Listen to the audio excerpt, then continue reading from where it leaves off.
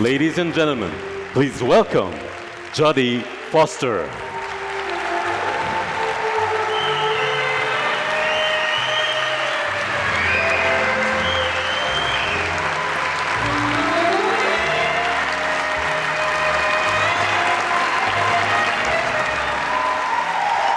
Mr. President, you can give the Étoile d'Or at Mrs. Jodie Foster.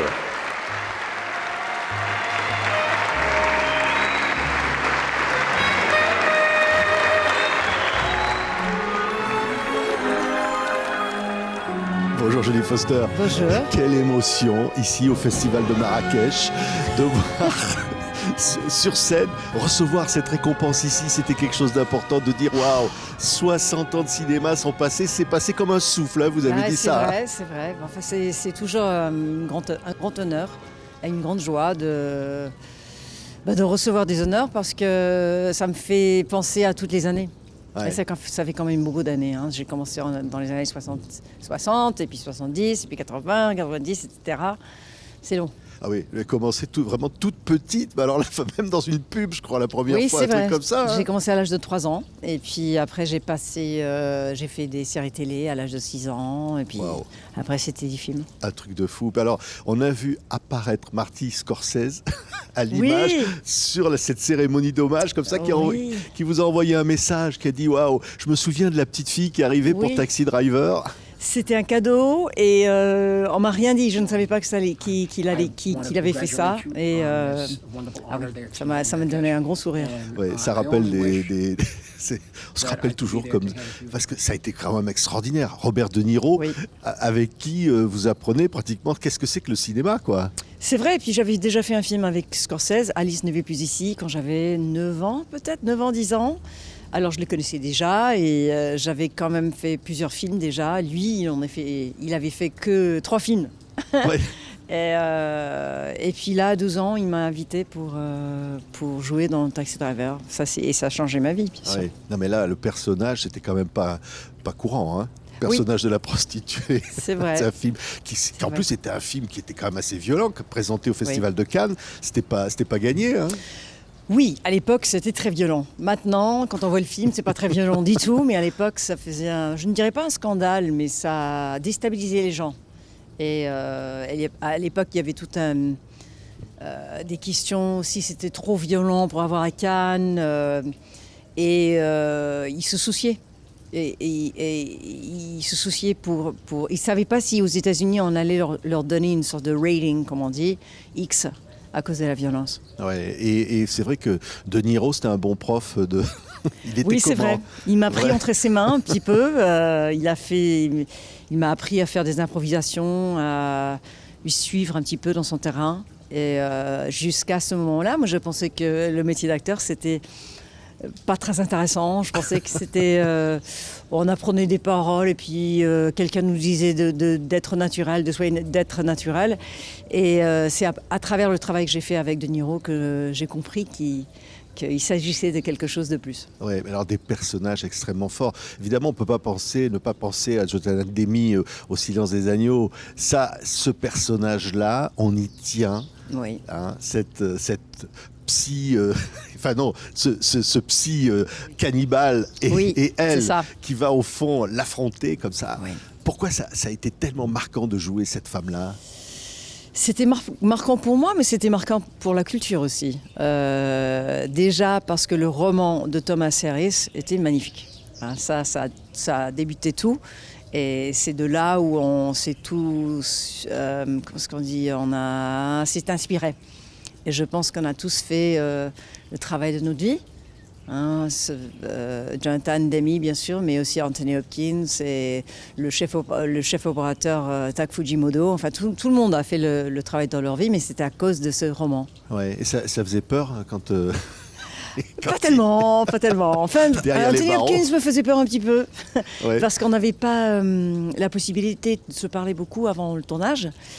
Et la première fois que je l'ai vu, il était en personnage, vraiment avec Hannibal Lecter, et ça m'a fait un petit peu peur. Alors on a attendu jusqu'à la fin pour devenir amis. Oui, ce qui est magnifique, c'est que l'Oscar de la meilleure actrice Oui, Puis, on a eu, en ouais. fait, tout le film a eu des Oscars. On a eu 5 Oscars, les 5 premiers Oscars pour le Ouais. film. Et puis Les Accusés, Oscar. Oui, aussi. ça c'était avant, mais oui. Ouais. C'est fait. Les Accusés, ça aussi. En fait, les personnages. Alors, Les Accusés, c'est cette jeune femme qui va être victime Oui. d'un viol. Les personnes. Comment on les aborde, les personnages, Jodie Foster? Parce qu'on est ce personnage à un moment donné. C'est parfois, c'est douloureux. Je sais pas si c'est douloureux, c'est une autre vie, c'est tout. Et vous savez, j'ai commencé très jeune, alors j'ai jamais voulu être acteur, j'ai jamais pris des cours. Tout était fait par instinct, quand j'étais jeune surtout. Et pour moi, c'est le sujet qui m'obsède. Et j'ai envie, je demande des questions, que ça soit sur le personnage ou que ça soit sur l'histoire.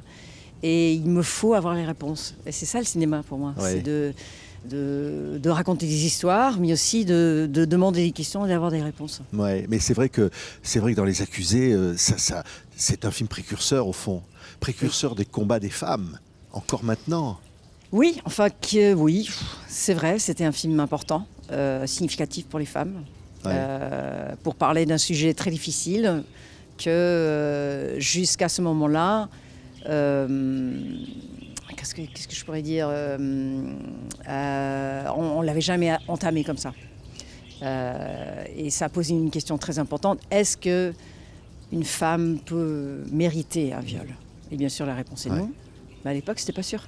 Ah oui. À l'époque, toute cette question de comment elle se comportait, si elle était mal habillée, si elle était trop sexy, si elle dansait trop bien, si elle était trop charmante, trop séduisante. Et c'est là où on mérite un viol. Et bien sûr, la réponse est non.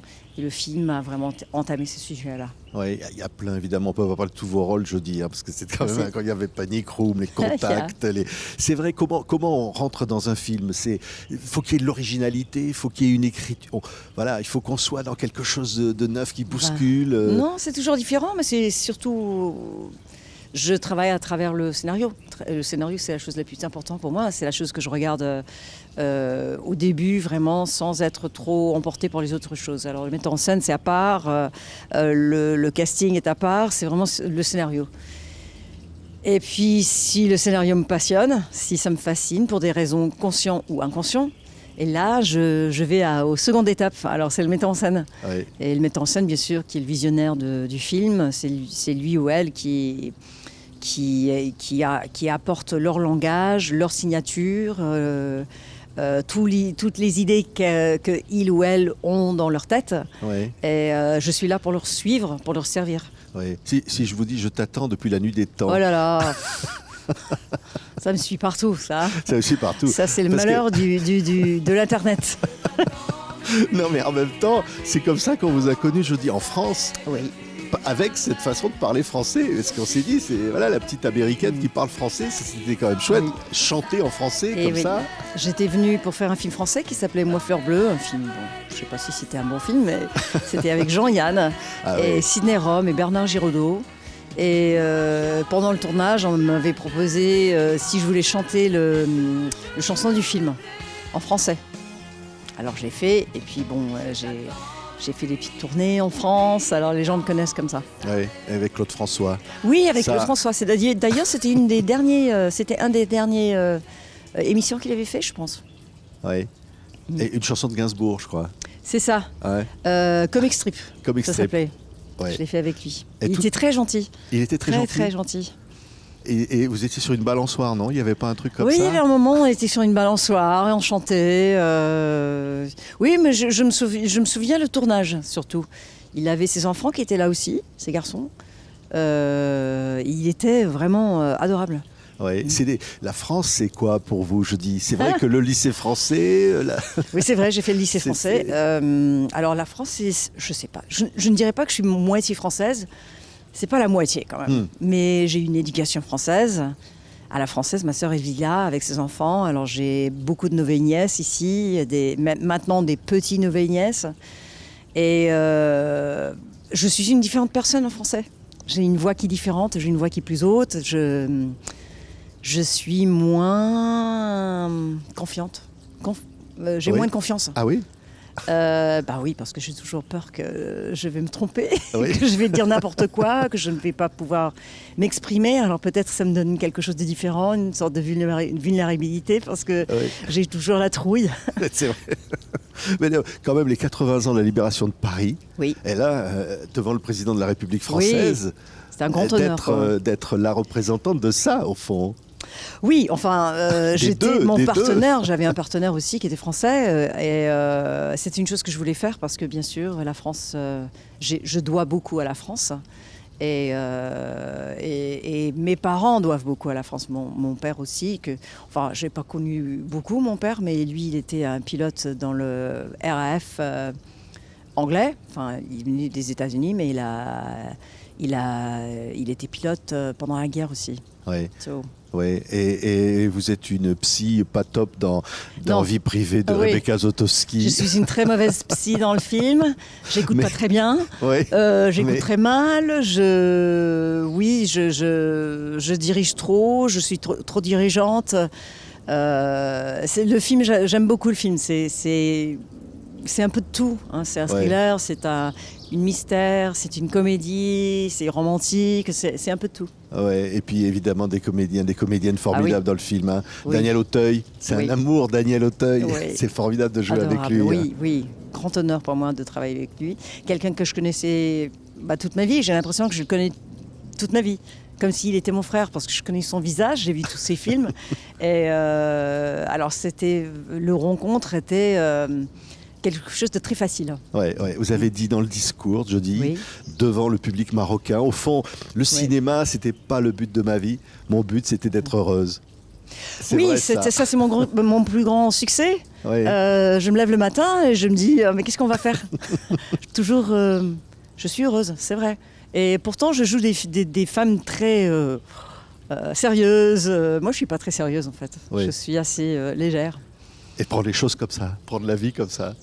Comme- Et oui, j'ai eu de la chance. J'ai eu de la chance d'avoir une belle famille, de voyager partout, de faire un travail qui me touche et qui me challenge, qui est un défi et qui me laisse poser des questions.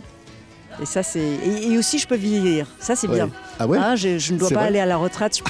Je peux jouer toutes les vieilles femmes fripées. Ah oui, ça, la perspective, c'est jouer toutes les vieilles femmes fripées Ah oui, maintenant. Là. absolument. Ça va être génial. Ouais.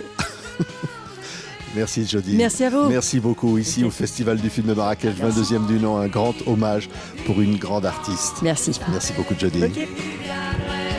Bonne journée. Depuis toujours.